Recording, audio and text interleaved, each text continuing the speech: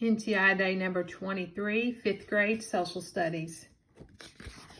The Freedom Box. In 1815, Henry Brown was born into slavery, but he was allowed to spend his childhood with his family.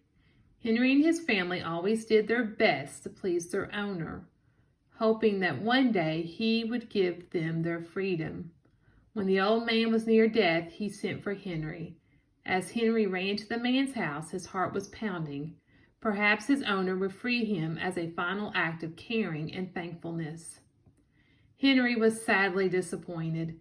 The old man simply wanted to say that Henry was to become the property of one of his 4 sons and that he should behave well. Even worse, Henry's family could not remain together. They were to be separated. That was the beginning of many difficult years, but in the mid-1830s, Brown found himself with a reasonable owner in Richmond, Virginia. He asked permission to marry a woman who was owned by a banker in town. Both men agreed that the two could be married. Later, Brown and his wife Nancy started a family. Their owners seemed fair. However, in 1848, Nancy Brown and their children were sold and taken away to North Carolina. Henry Brown was overcome with sadness. He decided that he could no longer live as an enslaved person. He would escape to freedom or die trying. One day in 1849, Brown came up with a daring plan. He would climb into a box and have himself mailed to freedom. Brown knew of a shopkeeper who might help him. He explained his plan to the man and asked to have a sturdy wooden box built for the trip. The shopkeeper was afraid that Brown would not survive so long a journey in a box, but he finally agreed to help. When the box was ready, Brown put his plan into action. The box was 3 feet long, 2.5 feet deep, and 2 feet wide. Brown would have no room to move or stretch once inside. He would not have any way to escape from the box without help either. Brown crawled into the box. His friends nailed it closed and drilled 3 small breathing holes. He took nothing with him but a container of water and a few biscuits. On the lid, Brown's friends put a label that said, "This end up with care." The shopkeeper took the box immediately to the post office. He mailed it to a shoe dealer friend who lived in Philadelphia and agreed to receive the box. A post office worker ignored the label, turned the box over, nailed something onto the bottom, and left the box upside down. Inside the box, Brown was upside down too. He began his dangerous journey. During the trip, Brown's box was tossed and tumbled from a wagon to a steamboat and finally to a train. People along the way sometimes sat on the box and jostled or shoved it. Once the box was thrown roughly. Brown traveled 27 hours and 350 miles after leaving Virginia. He was finally delivered to a home of the shopkeeper's friend in Philadelphia. Several people gathered around the box. They did not hear a sound. Finally, someone knocked on the box and asked whether he was all right. Brown was not sure whether he was in a safe place. He hesitated for a moment and then answered, "All right." The people shouted with joy and quickly opened the box. They helped Brown climb out, but he was so feeble from the trip that he fainted. When he recovered, he was fed and treated with great kindness.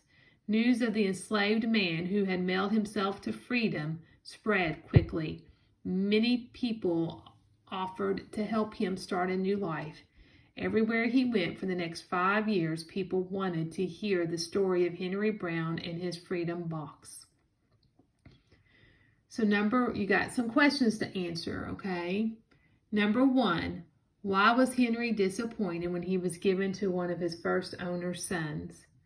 A, he was afraid the son would be terribly cruel, or B, he had hoped that the old man would set him free.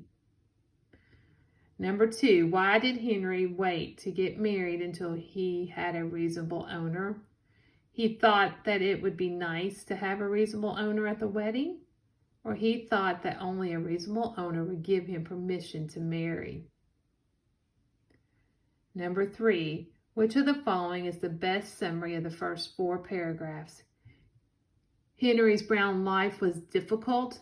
Whenever he found comfort or happiness, it was always taken away. Brown finally decided to escape from slavery or die trying. Henry Brown had a sad life under many slaveholders. Then he met his wife and started a happy family. After that, he no longer wanted to escape slavery.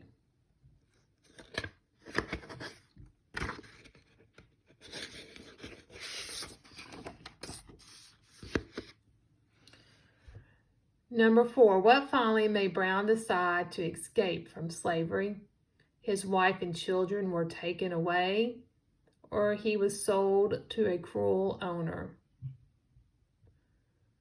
Number 5, which statements best describe Henry Brown? Henry Brown was willing to risk death to be free, or Henry Brown enjoyed his dangerous freedom journey. Henry Brown enjoyed his dangerous journey to freedom. Number 6, read the sentence from the article. People along the way sometimes sat on the box and jostled or shoved it. Which word has almost the same meaning as jostled? Pushed or forgot? Number 7, read the sentence from the article. They helped Brown climb out, but he was feeble from the trip that he fainted, which was almost the opposite meaning of feeble. Weak or strong? Number 8, which event happened to Brown last? He decided to escape to freedom or die, or he traveled on a wagon, steamboat, and train. Number 9, if Brown had not been able to mail himself, what would most likely he have done? Accept his life as an enslaved person, or started planning another way to escape? Which of the following characteristics best describes Henry Brown? He's determined or patient? And you don't need to do number 11.